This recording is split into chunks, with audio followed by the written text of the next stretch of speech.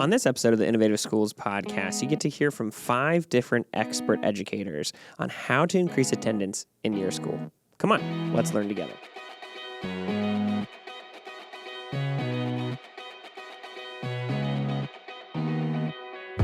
Hey educators, it's Jordan. So on this episode of the Innovative Schools podcast, we're doing another one of those 50-50 panels from our Innovative Schools Summit. This one is specifically from our San Antonio Summit, which happened in December of 2025. And the topic on this 50-50 panel is 50 ideas about how to increase attendance in your school. It's something we've been seeing going on in different schools of kind of getting kids to come to school for whatever reason. And so here are 50 ideas, at least 50 ideas, on how to help bring kids back into the school for education. So grab a piece of paper, grab a pencil, whatever, sit down and listen to these ideas, and let's see what we can learn together. So we're going to start off, let them introduce themselves real quick, and then we'll get going. Hey, good afternoon, everyone. My name is Charles Williams from the Chicagoland area. 20 years in education, first time out of the schools and classrooms, so getting to do this type of work full time now. Good afternoon, everybody. Dr. Darren Pepperd, 26 years in public education, the last 4.5. I'm now the lead innovator for Road to Awesome. I coach and support and speak about leadership all over the place, just helping leaders be as clear and intentional and walk in their purpose as possible. Okay, my name is Sharon Bradley, and just finished 25 years in public education. For the last 4 years, I've been an education consultant, founder and principal consultant of Restorative Flow Educational Solutions, where I support districts across the country, building strategies and systems to increase school attendance. Hello, everyone. Moses Oheda out of New York City, 32 years in public schools. I actually am fortunate to lead the school I graduated from. So I lead a 13 CT program school with 2,100 students, and currently still in that role. And last year, I'll share with you, the highlight of my career was that my daughter graduated from my school, and I gave her the diploma as the father and the principal. Oh, that's awesome. That's awesome. So good afternoon. I'm Dr. Tracey Severns. I am from New Jersey, and I work with schools and help teachers and leaders do better by kids. Awesome. So we're going to get going. Grab your pen, your paper, your iPad, your iPhone, your Android, whatever you want to take notes on. You're going to get 50 strategies in the next 50 minutes. And there are strategies that you'll be able to take back, implement, use, begin to put into place. So if you're ready, we're going to put them on the screen, so you'll be able to see them on the screen as well. So if you feel like you're missing it, don't worry, you'll see it up there. And if you're ready, you want to start? All right, let's go. All right, let's do this thing. So I think the first one that I want to talk about, and it's something that has been brought up throughout this conference, and I know you've heard something similar because I was in those sessions with you and I heard them. It's about changing our mindsets, about how we're labeling those students. So oftentimes we say things like they're chronically absent or they're truant. And those words sound harsh and they sound negative, and it's how we then approach those students, because nobody likes a chronically absent student or a truant student. But what if we started labeling them as students who need help belonging? Because the truth is they're missing school for a reason, and belonging might be one of those. So just starting to reframe how we're looking at our students. And so I want to start off with that one before I dive into all my strategies, because I really think mindset is important. That's awesome, Charles. I'm going to build right on that one. How many of you like Chick-fil-A? I love Chick-fil-A. There should be more hands than that, right? But here's the thing. Chick-fil-A is founded on a culture of second mile service. And the whole idea of second mile service is just going that extra mile for any customer who comes to the store. If you say thank you to a Chick-fil-A employee, what do they respond with? My pleasure. They've been taught that intentionally. So what if we, building on Charles's idea, what if we take that second mile service and go a little bit further and actually give our teachers and our paraprofessionals and our front office staff words that they can use when a student comes back, instead of nice to see you, or boy, you've been gone the last 9 days. What if instead, I'm just so really happy to see you. Welcome back, something like that. So build a script, go with that second mile service. Okay. Well, guys, you know, it's hard to walk into a building where you don't feel connected to anyone. So my strategy is to focus on school connectedness, to make sure that students are connected to a trusted adult, that they're connected to their peers, that they're connected to an activity or club. Think about, you know, your band students, your football players, you know, because they are connected to a school in some sort of way, research supports that they're more likely to come to school. But we have to be intentional about that. Connectedness just doesn't happen just by being in the same space. I'm gonna piggyback on everyone and say relationships are key. So one of the biggest things that we did when we were leading an initiative like this at our school was to get to have the students come in with the families and have conversations. Why is this happening and how can we support you? And you'd be surprised at some of the things that got in the way of getting to school or that they wouldn't show up. And so customizing the support for those students meant a lot, and then we paired them up with teachers who would check in on them. And sometimes it was just a phone call in the morning, just to say, please get up, this is your wake-up call. And that started to raise attendance. I think it's important to seek first to understand. There's a lot of different reasons why kids don't come to school. One of the things I think it's really our obligation to do is to seek to understand what is the student's experience in school. I think one of the most eye-opening things you could do is randomly select a student and spend a whole day living their lived experience in your school. And what I will tell you is this: the longer you have been in your school and district, the less you know about what it's like to be a student in that school. I know as a middle school principal, I randomly selected a student and I followed her through the day. And by third period, she looked at me and said, Dr. Severns, you're really creeping me out. Why are you wherever I am? You know what? I spent the whole day. And most people who I challenge to do that don't make it through the day. If you wouldn't make it through the day, they may not either.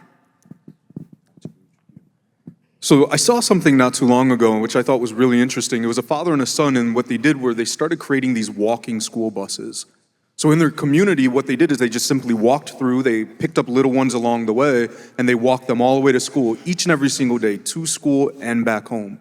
And I think about how many times when I was an elementary principal, I'm putting my babies, kindergartners, first graders, second graders, into Ubers and praying that they're getting home. I would never dream of putting my child in an Uber. But how many of them don't have any other choices? So if you had a walking school bus, a collection of individuals who walked through the neighborhood, picked up little people along the way, and so that way they could get to school safe and sound. So walking school buses. One of the most important things that we did when I was a high school principal, we were faced with really, really heavy absenteeism. We were running at about 84% average daily attendance. And so we decided, let's set a goal, let's decrease absenteeism by a certain percentage, and this is what that number would be. And then everything that we focused on was on at that goal or above that goal. Don't focus on perfect attendance. Perfect is demoralizing. If you set a goal at 95%, and you want to recognize, reward, and reinforce any kid for attendance, make it any kid who's at 95% or higher. I like that a lot. You know, we always talk about, and Tracey, you were saying, you know, seek to understand. Understand the root causes as to why kids are not coming to school and try to remove the barriers of whatever's standing in the way. But I want to add a little bit more to that. I want us to honestly be careful because we as educators are sometimes the barriers through our exclusionary disciplinary practices and different things like that, or how we interact with students on a daily basis. So do not be the reason why a child chooses not to come to school or to your class. I mentioned before, we lead a school with 13 career and tech education programs. So one of the big pushes we have is to bring industry partners to speak to our students, right? 2,100 students are enrolled in one of those 13 programs, and the first thing they let them know is that attendance is key. That's the first thing they look at when they hire. So we make that a priority. If If you're not doing well in that class, they're okay with that because technology changes so much that they can provide you that content, that knowledge. So that's a big push we've been having at our career fairs to make time to discuss attendance and then how we can support you so that you can apply for the apprenticeship or the internship, because that's how we tie it also to make it meaningful. So once you have spent a day in your students' Uggs or cons or shoes, then we can move to my second strategy, which is question storming. Many times we talk about brainstorming, where the focus is on finding the answer. Sometimes the solution is about finding the questions and asking my favorite phrase, which is, what if?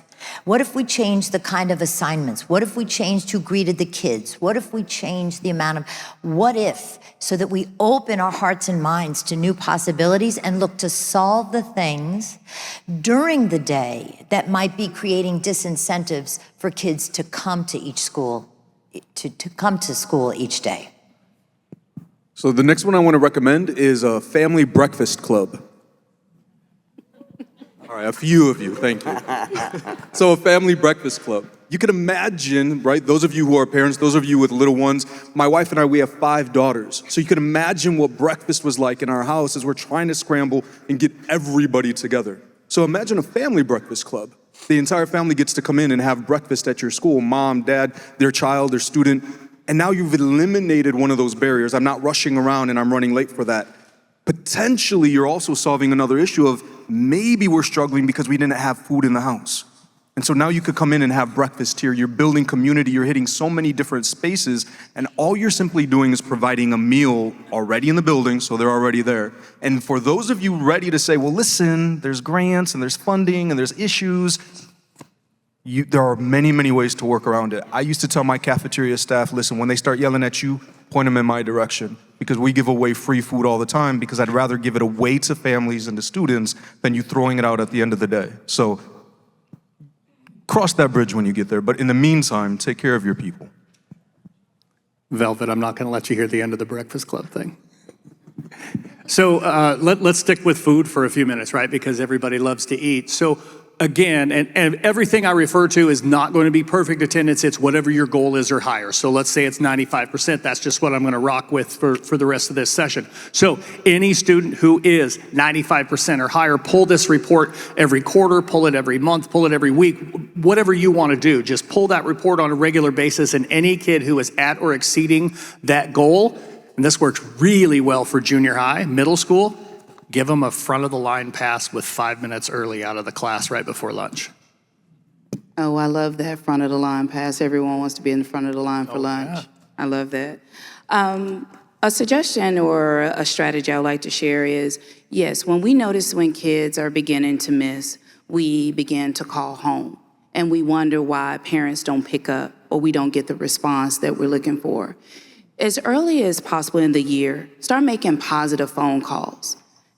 Just take a moment to say, hey, this is Sharon Bradley from ABC Elementary. I just want to say, Ms. Jones, that Johnny has done a great job today. He opened the door for the young ladies today. I look forward, to spending time with him this year.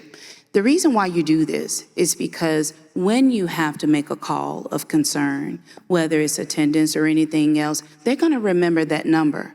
And the last time that they answered the phone call and they saw that number, you said something positive. So make a positive phone call before an attendance call. That's awesome. We don't do that enough sometimes.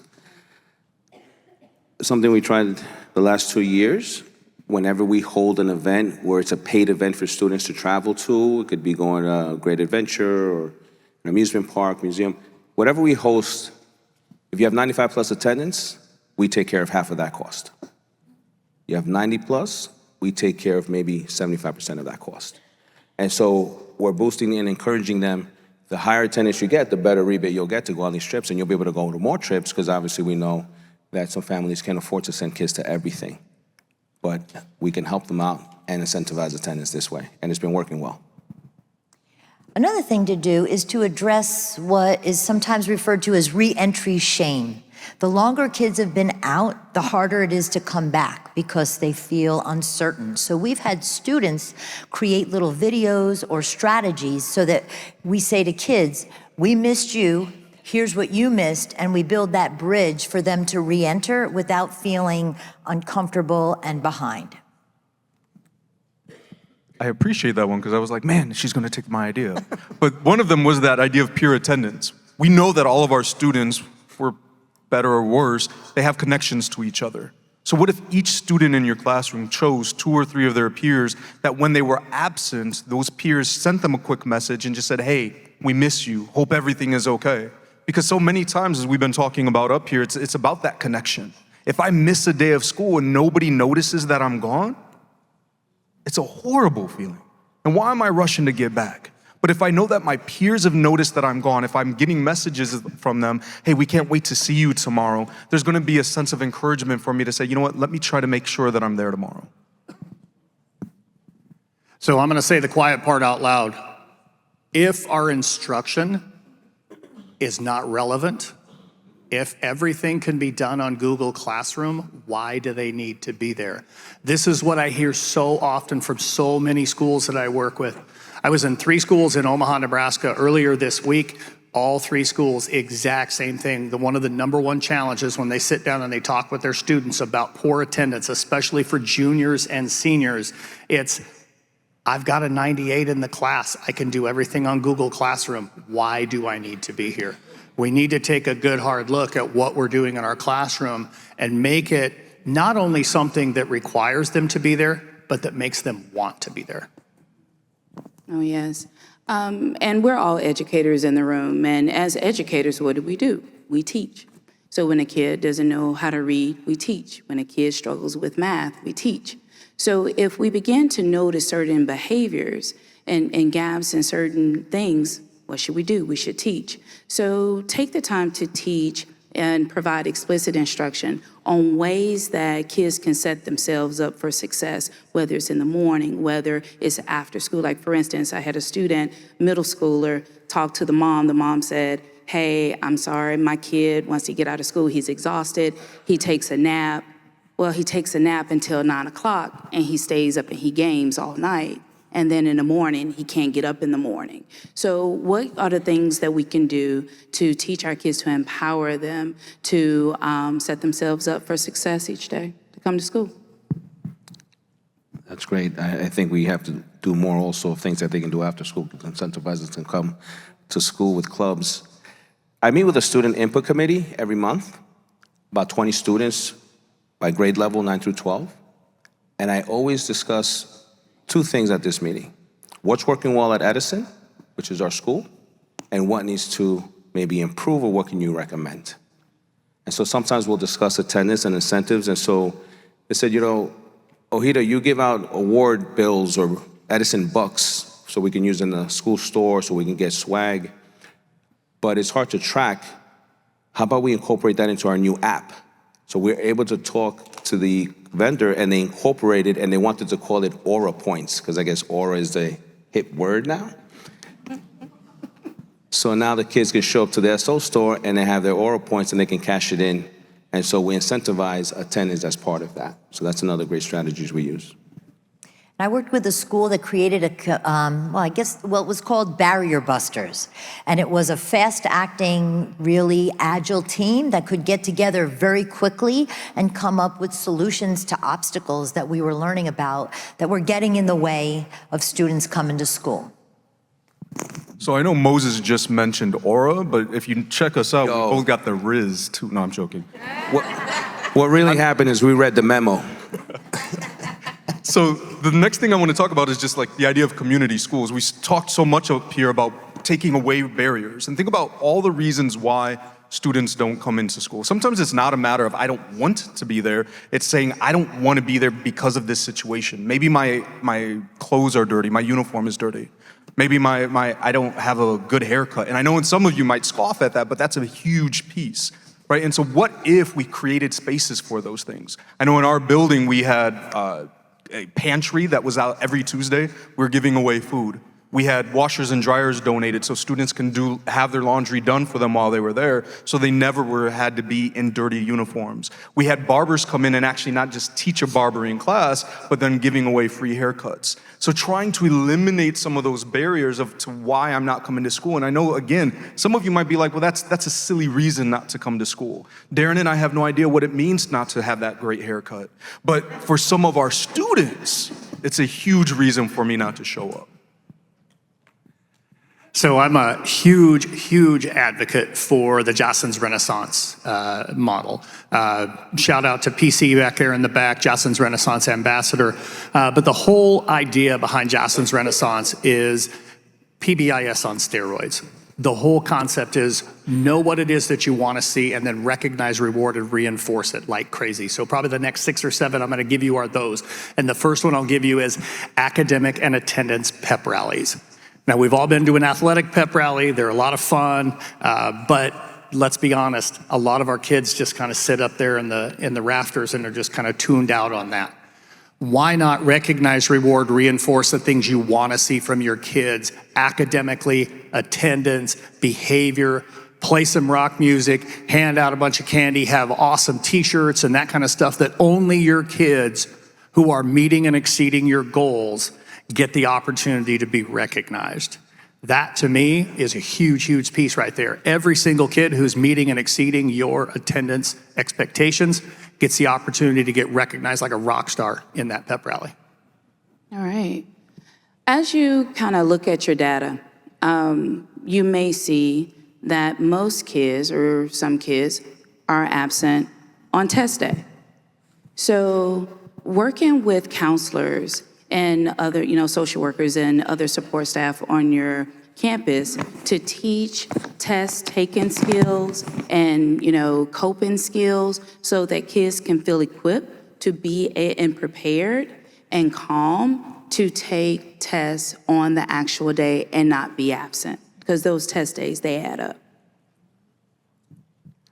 Something that sometimes we don't think about is the flexible schedule that we might be able to provide to students. And so at a high school level, I think it's a lot easier to be able to do that. But sometimes it's just a matter of asking and having conversations as to why they don't come in. And sometimes because they have to do something in the morning, maybe they don't want to come in because they're going to run into an adult who's going to embarrass them. Why are you late? Oh, Johnny, again?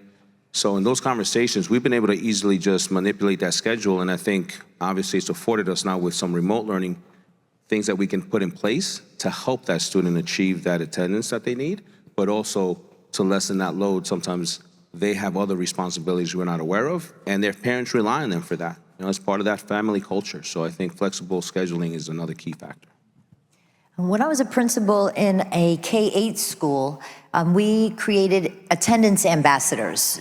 We found that the young students really cared what the older students thought, and when we built relationships and connections, and the big kids were checking on the little kids, we found that was a real incentive. And some of the parents would say, I told them you don't have to go in today, but my child made me bring them in. So students can be very much a part of the solution. One of my thoughts is having some sort of a welcome back station. I know as a teacher, my wife's a teacher, so one of the things is, right, I come back in, hey, teach, did I miss anything? Like, no, we stopped class because you weren't here. No, I'm joking. But, right, I'm coming in and I want to jump back in, so having a space where I know I can go, so I can get caught up, I can see what was missing, and that way, again, I'm not feeling overwhelmed. I don't feel guilty for missing, because the reality is, after a while, it starts to build up. And why am I going to come back? Because now I'm just feeling overwhelmed. I don't know where I'm at. I'm feeling lost in class. But if I know there's a space in the classroom, there's a routine when I come back in, whether it's because I was sick or a suspension, whatever it might be, hey, welcome back to class, collect your things here, and then maybe the teacher could have a little debrief with them. But having that routine of settling back in and getting ready to go. So I mentioned that the name of my company is Road to Awesome. That's also, the name of my book, all kinds of different stuff, right? We branded our school the Road to Awesome. We were on this path where it was a toxic culture. We were all about catching people doing things wrong. It was punishment to gain compliance. And one day it all flipped. Somebody asked a question in a big staff meeting. They said, Darren, why does it always have to be about what they do wrong? Why can't it be about what they do right? Bang, 2 roads, right? You guys all know Robert Frost, 2 roads diverged, right? So for us, let's take that other road. Let's take that road that maybe takes us to someplace awesome. And one of the things we did with Road to Awesome was every single month, any kid who was meeting any of our goals, and we actually did this with what we called the Road to Awesome card. It's kind of like a PBIS card, catch them doing it right. But every kid who got a Road to Awesome card, we did a barbecue for them during lunchtime. Any kid who had a Road to Awesome card got to come to the Road to Awesome barbecue. A suggestion or strategy that I would like to share is emphasize the importance of attending school at already scheduled events. I mean, think about how many parents come out to like band concerts, choir concerts. I mean, we live in Texas, football games, putting it on the Jumbotron, you know, and things like you have a captive audience. When you have the school, when you have the community, when you have the families who are all given the same message, is very powerful. So once these kids attain the attendance because they've been receptive to the supports, we tend to move on to the set of kids who haven't yet been receptive, right? And I feel like we forget those who are doing well, and we got to keep them engaged and motivated so they don't fall back or regress, right? So for me, what we started doing is special invites where the kids don't know why they're being invited, but it could be a breakfast, could be a lunch, could be a trip. And then they're told that the reason you're here is because you've maintained or you continue to attain this type of attendance. So keep it going because there'll be more like this. And what's nice is they have no clue because they're not tracking attendance, we're tracking attendance, right? So when we hit them with the percentage and it's a surprise and they feel rewarded, it makes them feel good and they continue to show up. So that's also another tip. So in my previous strategy, I shared the role that students could play. Certainly adults can as well. And many times we think to assign an individual adult to a particular student. Some students need more than one adult. So we took the highest risk students and sometimes gave them 3 mentors because some kids needed to be missed. They needed to know that they mattered to more than just one assigned individual. So I know a moment ago I mentioned bringing in the community, but one of the other things is just health-based clinics inside your school. Most of the time when we're talking about these attendance issues, at least the spaces I've been in, I've always been in Title I schools. And you could use those title monies to bring people in. So instead of missing school because of a dentist appointment, missing schools because I have to go get an eye test, missing school for this, bringing those in. I can not tell you how oftentimes we had this large space where our kids were in there getting their teeth cleaned, and I would love to walk in because I was like, hey, this is what I'm gonna practice my dentistry. And they looked at me with abject horror, like, please don't. Right? But having those opportunities within your school, and it's a lot easier than you think because a lot of times these resources are already sitting there. So if you're in one of these spaces, a Title I school, for example, dive into it and look because those medical providers would be more than happy to come out to you and provide those services. I'll just call this one scoreboard. I think if you're very, very clear about this is what we're trying to achieve and this is exactly where we are and we're constantly keeping people updated on where we are, it's amazing what will happen. And I'll tell you, this will work extremely well at the elementary level, middle school level, and high school level. At the high school level, we did 4 different thermometers, 1 for each grade level, and it was constantly updated on where we were specifically in terms of trying to get to our attendance goal. Which class had the highest attendance, and the class that had the highest attendance, they had some incentives that came their way at the end. Middle school, same type of deal. I'll tell you, at the elementary school where I was a superintendent, we did the same thing, but we had a scoreboard right outside of the library, and every time the students walked by that library, they got to see that scoreboard, and they knew which class was getting the most PBIS points, which class had the best attendance, which class had earned all the different PBIS rewards, that type of thing. So the more you can put it in front of them, keep it visible on a scoreboard, I think that's a great incentive. And to your point, yes, incentivizing students is great, but I would also like to add, how can we find ways to incentivize parents? You know, like for instance, low cost. Like for example, most schools have a website and most parents have Facebook. So a lot of times they go, all the parent Facebook groups, right? How about we have like, parent attendance champions or something like that, when we know whether it's once a month or whatever that sweet spot is, if their child has met the actual threshold, whether it's 95% or whatever, we can list the parent's name, because guess what's gonna happen? They're gonna take that link and they're gonna share it with their friends on social media. And we know on social media, there's some positive peer pressure, because they probably say, okay, you were a parent attendance champion last month, where's that link this month? And it's healthy, and it's a way to support and incentivize parents. And then also, how can we incentivize or recognize the support staff, the people who are making the phone calls, the people who are sending the letters, the people who are doing the home visits, all the things to make sure that kids are coming to school and keeping them engaged? The power of partnerships. We've talked about it here and there, but I'm a firm believer that if you can partner with local communities, service providers, shops, food, if they can support the school by giving a discount, a voucher for a student for doing well, then not only is it going back to the community, but everybody's benefiting from that. So the power of partnerships is not something that should be taken lightly. And in addition to goals and recognizing kids who met certain thresholds, we found that introducing kind of a random, fun way to recognize kids really worked as well. So we created pop-up privileges, where kids, we just kind of like, hey, congratulations, you're here and you're here on time. Here's a voucher for a snack in the lunchroom. Here's a voucher for a ticket to the game. So when we added that kind of random surprise to the goal setting, we found that that was a nice compliment. Absolutely. And, we would do some of those same things at the beginning of the day as they're coming in through the door.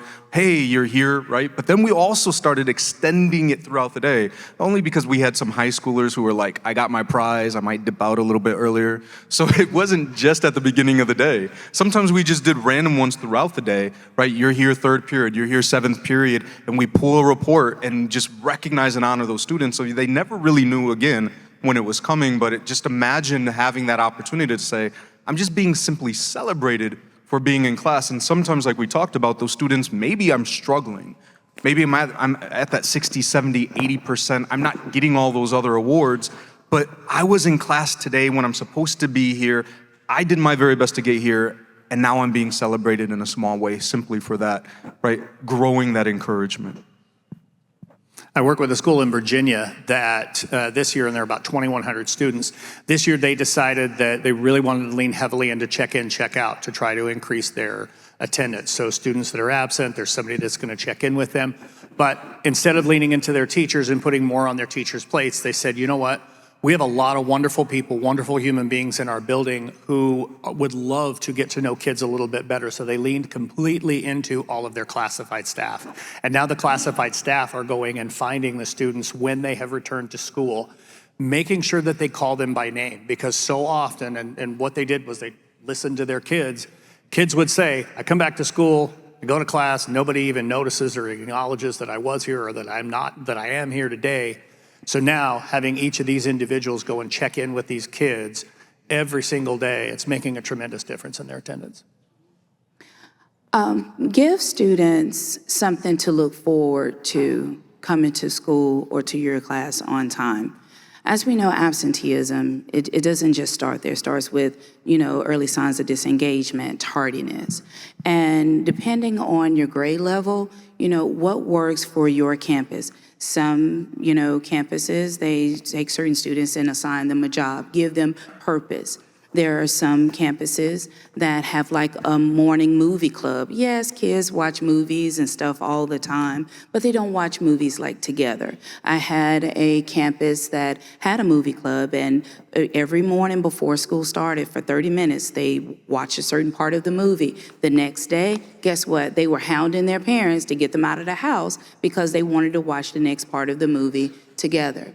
Another suggestion, especially middle school or high school, if the students are like double block in math or double block in reading, they don't typically have a PE or anything like that. So I had one of my campuses, my previous campuses, to have like a pickup soccer game in the morning or pickup basketball game, and kids loved that. So giving kids something to look forward to each morning. Oh, sports is a great way to capture their attention and have them come in, so I'm glad you said that. I'm also someone who believes in reacting quickly and being first, and what we started at Edison a couple of years ago is a leadership program where our seniors, especially because they go through an interview process, we want those kids who had a compelling story that turned it around to be the leaders that mentor the incoming ninth graders. We started to see a trend that some ninth graders did not just feel connected to the school, they didn't come from middle school with friends, sometimes they were the only ones there, so they would not come into school, stay home, and then they transfer out. So by implementing this leadership program, we do icebreakers once a week with them. Our students push into classes, and they get acclimated to the ways of Edison, but more importantly, they start to make connections with each other. I think the most powerful thing that I saw was a freshman who high-fived one of our basketball players, which made me think about this. And he was our star player. And the friends around the freshman were like, yo, you know him? And the guy was like, yeah, that's my peer group connection leader. And so that gave that kid clout to be like, you know, I know someone there, and he would go to the games and he was incentivized because if you don't maintain attendance, you can't get into the sports events either. So that's another opportunity that you can implement. And one of the things we did is we kind of jazzed up morning announcements. Sometimes they're like, wah, wah, like, so like boring. So we added a morning mission where we issued a challenge. Can you find the hidden hornet? Can you find the teacher who, just add a challenge to the day? I know every day when I get up, first thing I do is my little New York Times puzzles. I love that feeling of when I get the Wordle or connections. And so we found that when we issued kids kind of a challenge that added a little bit of fun, that was only spoken during the morning announcements, kids wanted to be there to hear it. I too love Wordle. So one of the other things I've thought about was this idea of leveling up, allowing your students to level up. Many of them love video games. In fact, one of the attendees in one of my sessions today was bragging about how he's in an executive suite because his points on his card for Marriott bumped him up. And I was like, wait, I want to level up, right? And so imagine the privileges that you might have depending on the level where you're at with your attendance. If you're just at bronze level, hey, I'm sorry, you don't get to have that early lunch special. But whatever it might be, whatever makes sense in your space, but allowing students to level up, there's an encouragement there, right? I'm not punishing you, but there are privileges associated with leveling up. I'm on a 129-day Wordle win streak, by the way, Tracey. Oh, very nice. I'm gonna hate myself tomorrow. I probably will miss. Okay, so I want to build on something that I said just a little bit ago. When we first started into our journey of trying to repair this 84% average daily attendance, we started brainstorming as a staff. What's the problem? Why is this continuing to happen? And somebody at a point said, why don't we just ask the kids? We have this tendency to think that we need to be the ones to solve all the problems. But if we actually sit down and have a conversation with our kids and ask, we had this terrible attendance with third period. And I'm in looking at our master schedule like, okay, who is it that's making all the kids mad? Why are they leaving? I can't figure this out. Once we finally sat down and talked with our kids, what it was the building principal at the time, when kids came running in, and high school kids, they get out of bed real early and they have their breakfast before they leave the house, and no, that doesn't happen. They come rolling in with their Starbucks and their McDonald's. We had a trash problem. The principal's solution was to make them throw away their stuff the second they walked in the door. So our kids were hungry. That's why they were skipping third period. Just sit down and have a conversation with your kids. Listen to them. They'll tell you why they're not there. Okay. On the Wordle tip, am I the only one who don't do Wordle? We got to get you started. Oh, gosh. All right. But as you know, you have students who come to you from different districts, from different schools, from different countries, different states. So you may have parent education sessions where you talk about the compulsory attendance laws and things like that. I challenge you to reimagine your parent attendance education forums. Yes, it's important to talk about the attendance laws and our policies and things like that, but parents don't want to be talked at. They want to be talked with. So in addition to giving that good information, how about you bring in a parent educator to talk about attendance promoting tips for parents? And then take a minute to stop talking and actually listen. There's a portion of our parent education sessions where we have kind of like a listening round, allow parents to share specifically what they're dealing with. And honestly, I wasn't the expert in the room anymore. They learned from one another. Yes, I tried to problem solve as needed, but again, reimagine those parent education forums so that parents can get more from it, so they can support their kids and reinforce what we're teaching in the classroom and in schools. I'm going to definitely piggyback off of that because we did a parent forum where we invited parents in on a volunteer basis, and we wanted to share best strategies amongst themselves. All right, so some parents maybe don't know what it takes to get a kid on schedule, how to get them to sleep early, and there might be another family that says, well, this is how we did it, this is how we worked it. And so in that room, we're able to get some advice from parents who are doing it well, some parents that needed support, but then we published that in a newsletter through our parent coordinator. And so as you push that out, those who didn't come in, they would read that and get some insights, because I think sometimes our parents are disconnected because they're doing so many things also. And so any way we can bring them into the school and make that happen, that's a win for us. So thank you. I'm a huge advocate also of asking the kids. I think there's a lot of intelligence right in front of us. What we sometimes need is a tool. So those of you who've been with me in a couple of my other sessions, I talked about a MOLOSA, not a mimosa. Those are good too. A MOLOSA asks, to improve attendance, what might we do? You ready? More of, less of, the same as. It is a really useful tool because kids will ask for more of what helps them, less of what doesn't, and keep on keeping on doing the things for the same as that are working for them. So I think you were recommending that outside with coffee, we now have mimosas tomorrow? Yes. Kevin? So my last one here is, we just talked about tools. In Chicago, we used something called the 5 Essentials. I remember taking over a school, attendance was horrible, and I could not figure out, we tried to do all the things. But I would recommend having a tool like the 5 Essentials. It's a survey, and what I found out very quickly was that my students said, we don't feel safe, we don't feel valued, we don't feel loved, we don't feel heard, right? And it wasn't just my students, to be honest, it was also my staff.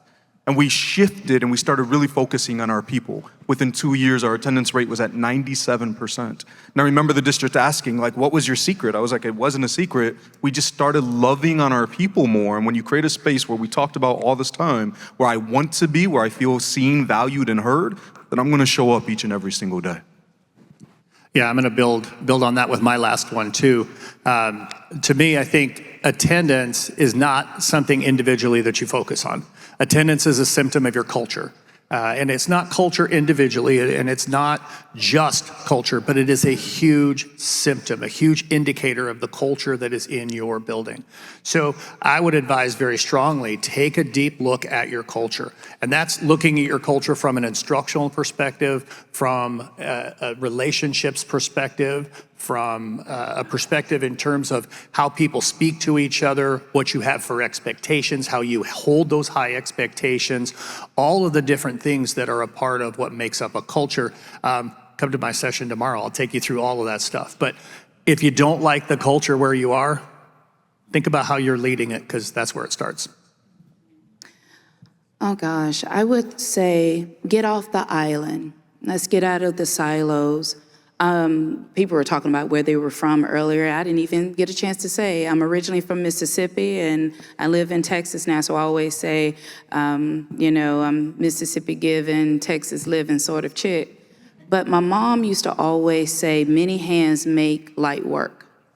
And so when you have one person responsible for attendance or one person is doing the work and you have all the students, it's not going to happen.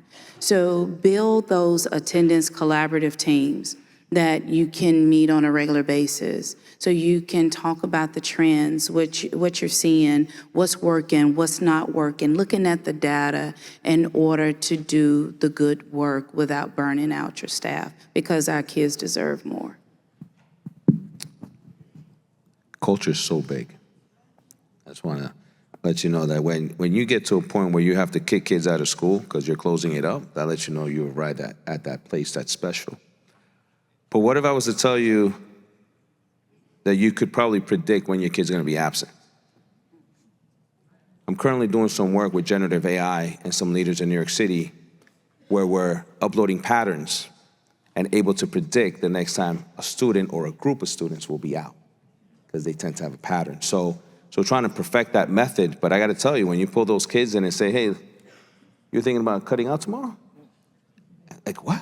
And then, there's a girlfriend involved, and another friend. So think outside the box. These are great strategies, and I know we can create even further or additional strategies, but generative AI is something that we're using now to support us also. Right, and a very low-tech way to do that is to audit your truth using one of two strategies, index cards or yearbook pictures. So one is, I've worked with schools, we gave in homeroom, low-tech, man, we gave out index cards, and we asked the students to write the name of who they would go to if they knew something or if they needed something. And I can't tell you how many students raised their hand and said, Miss, what if I have no one? We said, then leave it blank. And at the end of the day, we spread those cards out, and you know what we found. There were some names that appeared on lots of cards of the adults, and there were some that were nowhere. I've done a similar activity with yearbook pictures. We cut the yearbook pictures up, and we have people initial who you know. And I don't mean you just know their name, but you know something about them. Who are the kids who you are leaving out in the shadows, out in the margins? So first, you've got to know your truth so that you can do something about it. Come on, give it up for the panel. Got all 50 done. Yes, in under 50 minutes. Wow. So we got some great questions that came in. Thank you for submitting those. We're just going to take the next few minutes to go over some of these questions. First question, and I'll let one of you take it, is how can you address absenteeism in rural areas where walking to school late or having a tardy bus isn't an option due to geography? Oh, that is tough. But I think, as you were saying earlier, we have to be more flexible as to how we provide instruction. I mean, March 2020, it ended the habit of coming to a building to come to school every day. And if we know that, transportation is an issue, there are other ways, hybrid, virtual, in order to provide instruction. But that is tough. So I was a rural superintendent, 425 kids in my whole district. We did face this periodically, and I think that's where rural communities are so beautiful. Lean into the buddy system. Who are your friends? Who are the people that you can help? Somebody can get that kid a ride or get over there and pick the kid up because maybe the parent is driving off, 30, 40, 50 miles to work and expecting their third grader to get up and go to school. But I would say lean into the buddy system as much as you can. So we're going to switch this a minute, and we had a couple questions come in about this. How many administrators do we have in here? All right, I think these two questions came from one of you. So I'm just going to ask one of them because they're both almost identical. What can we do to make teacher staff attendance increase? That's another 50 and 50. Yeah, that's a whole nother one. Moses? That's interesting. We had an issue, especially after 2020, where what we've done now proactively is just send them a memo to say, hey, by the way, this is how many days you've been out so far. If you need some support, let us know. But be mindful that 10 or more days is going to lead to something that we don't want to have happen. So being proactive in a nice way before you bring them in for that conversation is something that we've been doing at Edison now, is every marking period, we send out that memo just to give them a heads up. And we find out that most of the time our teachers are not aware that untreated and treated days all count in New York City as one. And so they can all be aggregated together where it can get you over to the 10, and then it would be an issue. So they appreciate that. We had some conversations, and this year and last year, since we started this, we've seen less and less teachers out. So I just want to say something really quick. And I would say this to my staff all the time. We talk a lot about teachers, how they need to treat students. A lot of what we talked about today was that the importance of making students feel belong, loving on your students, pouring into your students. You admin, do the same for your teachers. If you create that same space, do the same thing for your teachers as you do for your students, they too will show up. When I talked about my 97% attendance rating, it wasn't just my students. My staff came in almost every day because it was a space that they felt loved, seen, heard, valued. So when we talk about these things, these strategies, it's not just for the kids. Staff Breakfast Club. Oh, there you go. There's a new one for you. Here's another great one, and this actually had a couple as well related to the subject. In fact, I think one of you mentioned in there SROs going to the home and the whole team going. The question is, how do you engage with the parent of an absent student when they don't respond to home visits or phone calls and mail goes unanswered or is returned because the address isn't correct? We found one of the best ways to reach the parents was at church. So we went to the local churches and found some of the families there and did some support, optional, but we showed up for them. And when we really showed up for them, they were more receptive to what we had to offer. One of the things we did, most students have an emergency card, and we will call the other, like aunts or uncles or grandparents or other people on the emergency card in order to make contact, and we had success with that. We have some tech-savvy staff members that go on social media, and that's how we track them. So we're able to find out where they are, where they're going, and so that's where we try to reach out to them. Go to social media. Are you using AI for that too? No, not. No, okay. We'll do a couple more. One more is, how do we balance academic expectations with flexibility for students experiencing these absenteeism challenges? So we really suffered with this at the high school level. And one of the things that I oftentimes talked about was focusing on mastery. I think so many times we focus on the task, the paperwork, the worksheets, the whatever, and so it's like, I was gone for this many days. We have all these worksheets to catch up on. Does it really matter as long as I can master the skill? So can we come up with other ways so we're not just focusing on a bunch of paperwork, because teachers, you don't want to have to grade all that paperwork either afterwards. So if we start to shift our focus from learning tasks and all of those menial things to, can you demonstrate mastery? Then it starts to shift everything. What he said. All right, one last question here. How do you support the parent when the child refuses to attend and the parent has given up?